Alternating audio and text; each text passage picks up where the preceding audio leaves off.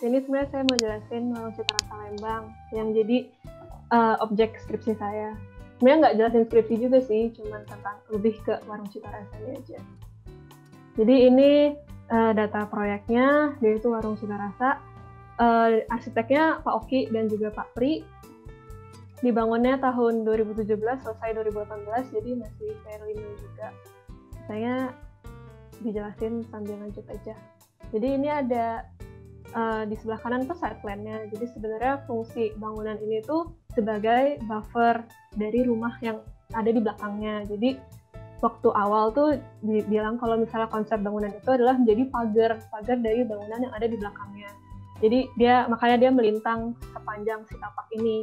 Dan tapi walaupun pada akhirnya juga tetap dibikin pagar lagi di depannya, tapi itu karena masalah safety yang ada belakangan. Kemudian ini foto lebih lanjutnya lagi. Jadi itu kalau kita masuk ke dalam, sebenarnya bangunannya simple. Dia seperti buffer, dia seperti pagar antara ruang yang ada di jalanan di depannya dengan rumah yang ada di belakangnya. Kemudian ini bagian yang sebelah kanan itu ruangnya. Jadi ini kita bisa lihat dindingnya. Ini sebenarnya belum di finishing. Ini saya dapat fotonya dari Pak Pri. Jadi ini dindingnya tuh menggunakan GRC. Habis itu si kolomnya ini menggunakan besi pipa 3 inci. Kemudian atapnya sebenarnya menggunakan multiplex. Sama penutup atapnya itu alderon. Jadi alderonnya itu ada yang hitam ada yang putih kan. Yang putih itu sebenarnya transparan biar cahaya matahari itu masuk. Kemudian yang hitam itu biasa alderon itu. Kemudian ini juga ada foto-foto lainnya. Jadi itu di pondasinya itu pondasi tapak dari batu. Kemudian sebenarnya dindingnya juga mirip lah bata, GC, terus ada kusen aluminium. Jadi sebenarnya dindingnya itu semuanya transparan kecuali yang bagian ini yang di kanan itu adalah bagian di kantor notaris yang cuma satu ruangan gitu. Nah ini tuh sebenarnya bagian yang paling saya suka dari si Warung Cita Rasa ini karena begitu kita masuk ada si surprise-nya lagi karena dari luar sebenarnya dia lihat simple kan ya, tapi begitu kita masuk ke dalam itu dia seperti ini tuh seperti kejutan lagi lah. Jadi emang pipe-nya kayu-kayu, terus emang waktu itu saya dijelasin juga pas pertama tuh pengen seperti berada di tengah hutan dan kayak presidennya itu seperti Armor Kopi, kemudian pengen bikin semacam rumah panggung gitu. Nah, terus sebenarnya pas saya lihat ini, saya ya keingetan dengan, jadi ada satu fenomena atau satu tren sekarang ini tuh muncul arsitektur yang menggunakan kayu itu mulai banyak sekarang tuh jadi satu tren di negara-negara Asia Tenggara, khususnya Indonesia juga. Terus tapi saya baru dengar sih ada istilahnya yaitu woodified. Ini saya baru dengar dari Pak Pri juga beberapa hari yang lalu. Nah, tapi sebenarnya fenomena ini tuh sebenarnya di Indonesia iya banyak kayu, tapi harga kayu itu sebenarnya mahal dan sebenarnya kualitasnya juga rendah dan maintenance-nya sebenarnya mahal. Jadi di sini yang dilakukan itu eksplorasi menggunakan multiplex. Ini jadi si struktur atap ini menggunakan multiplex 1,2 cm. Jadi ini tuh salah satu eksperimennya. Jadi ini si rangka ini saya sebutnya sih sebagai rangka atap anyaman sirip. Jadi dia tuh sebenarnya semacam space truss, tapi memang masih ada penopangnya. Kalau kita bisa lihat di sini, ini masih ada penopangnya. Kemudian ini tuh dibikin sebenarnya kontraktornya itu ada dari Pak Jos. Jadi saya lihat ada Pak Jos di sini. Jadi kontraktornya itu Pak Jos sebenarnya juga dulu temannya Pak Oki dan Pak Pri juga di arsitektur Unpar. Nah, di sini sebenarnya proses pembuatannya itu lebih ke slow teknologi yang handcraft dan ya tentu ada imperfeksinya. Jadi di sini tuh itu prosesnya itu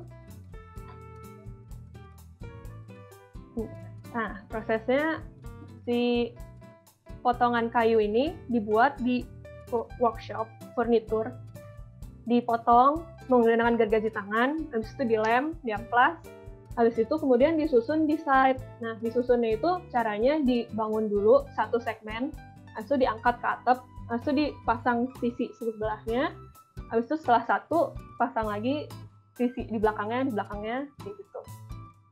Jadi sebenarnya ketika buat ini awalnya pengennya itu sambungannya itu full menggunakan interlock kayu, jadi nggak menggunakan si reinforcement dari metal ini, cuman karena nggak memungkinkan karena ini handcraft juga. Terus kalau misalnya kita lihat di foto yang paling kanan itu tuh ada, ini tuh sebenarnya garis ini nggak lurus, dia rada-rada belok-belok gitu karena memang handcraft dan benda seperti di gambarnya, karena harusnya tuh lurus. Dan tadinya mau dibikin juga ada list plank di sini, tapi karena nggak lurus juga kayaknya nggak bisa. Kemudian pas Pak Oki dikasih lihat gambar ini, dia bilang, oh ya udah nggak apa-apa gitu aja, udah bagus kok. Memang ada apa ya, ada modifikasi dan kayak desain tambahan gitu. Sebenarnya ini juga bukan dari Pak Oki-nya, maksudnya dia dari usul dari si kontraktornya Pak Jus ini.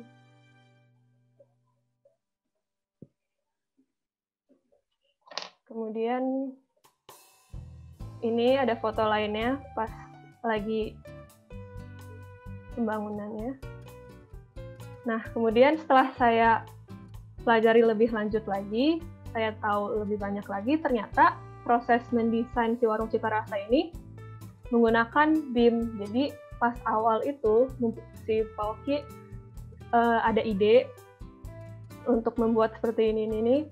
Ada sebagai buffer, terus mempunyai eksplorasi dengan kayu, terus dia langsung menggunakan modeling dengan BIM. Ini saya tahu dari Pak Pri juga. Jadi menggunakan ArchiCAD. Nah, sebenarnya hal ini tuh sebenarnya menggunakan digital itu emang udah pasti kita pakai sekarang, nggak mungkin kita nggak pakai. Cuman ini yang sebagai teori saya untuk membahas craftsmanship itu, ini bukunya Juhani Palasma, The Thinking Hand. Dia mengatakan kalau misalnya menggunakan komputer itu proses berpikirnya berbeda karena dia terjadi di dunia imaterial dan matematis, dan justru abstrak, berbeda dengan kalau misalnya menggunakan tangan itu dia lebih haptik dan ada hubungan antara pemikiran dan juga bentuk nyata gitu. Jadi kalau misal pakai tangan itu lebih ke sketsa, skematik, kemudian membuat maket, habis itu gambar perspektif, dan hal ini biasanya dilakukan bolak-balik dulu, baru kita bisa menggunakan komputer. Nah, kalau menurut Juhani, ya itu yang tidak bisa hilang sebenarnya pas awal itu. Tapi yang kita lihat di sini berbeda kan. Kemudian ini kalau misalnya teman-teman tahu juga, arsitektur, profesi arsitektur itu kan sebenarnya berawal dari kerajinan atau craft.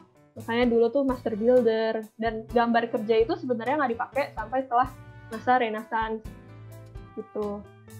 Terus kalau misalnya kita lihat fenomenanya sekarang, ada terbentuk profesi arsitek dan profesi pembangun. Itu tuh menjadi dua hal kan. Tapi sebenarnya kalau misalnya saya bisa pelajari di Warung Cita Rasa ini, dengan proses tadi, itu tuh bisa desain sama build-nya digabung, itu bisa membentuk craftsmanship yang saya sebut di sini kolaboratif craftsmanship. Jadi kalau misalnya di sini pelakunya kan banyak, ada dari APTA, Pak Oki dan Pak Pri, kemudian kontraktornya ada Pak Jos, kemudian yang melaksanakannya sendiri kan ada tukang itu juga sendiri ada tukang batu, ada yang besi dan ada yang kayu.